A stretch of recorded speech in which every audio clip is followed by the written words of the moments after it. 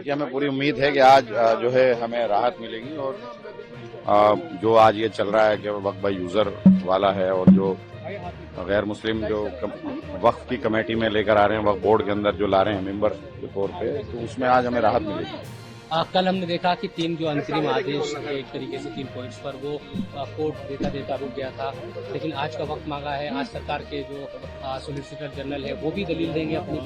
नहीं, इंशाल्लाह आज राहत मिलेगी, आज पूरी उम्मीद है।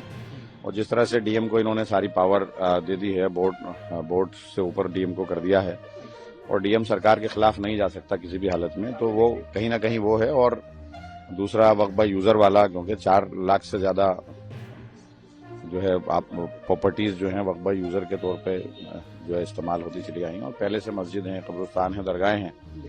और दूसरा जो वक्फ के अंदर वक्फ बोर्ड के जो मेंबर हैं उसके अंदर जो है वो आज उसमें पूरी उम्मीद है कि पूरी मदद मिलेगी। जो संशोधन के पक्ष में याचिका करता है वो कह रहे हैं कि वक्फ बाय यूजर जैसा कोई प्रावधान बाकी धर्मों के पक्ष में नहीं है, तो फिर यहाँ क्यों? अरे भाई, वो तो पहले से है ना। मसाजिद जो है कई सौ साल पुरानी है। अब जैसे दिल्ली की 123 प्रॉपर्टीज हैं जिसको ये कहते हैं, तो ये तो कई सौ साल पुरानी है। अब वो उनके दस्तावेज तो आज होंगे नहीं, पहले से चली आ रही हैं। तो वो वक्फ बाय यूजर क्योंकि वो पहले से है। अब जब अंग्रेज आए थे तो अंग्रेजों ने दस्तावेज इधर उधर कर दिए, रिकॉर्ड के अंदर कर दिए। अब जैसे लुटियन जोन है, अब लुटियन जोन के अंदर जो 123 प्रॉपर्टीज हैं, जब ये उसने अंग्रेज हुकूमत थी तो उसने 1913 में एक नोटिफिकेशन जारी किया था और दिल्ली को जब राजधानी बनाने का ऐलान किया था तो ये सारी जमीनें एक्वायर कर ली थी। एक नोटिफिकेशन पे सारी जमीनें एक्वायर कर ली, मौके पर नहीं पहुंचे और उन जमीनों को दर्ज करा दिया सरकारी दस्तावेज में।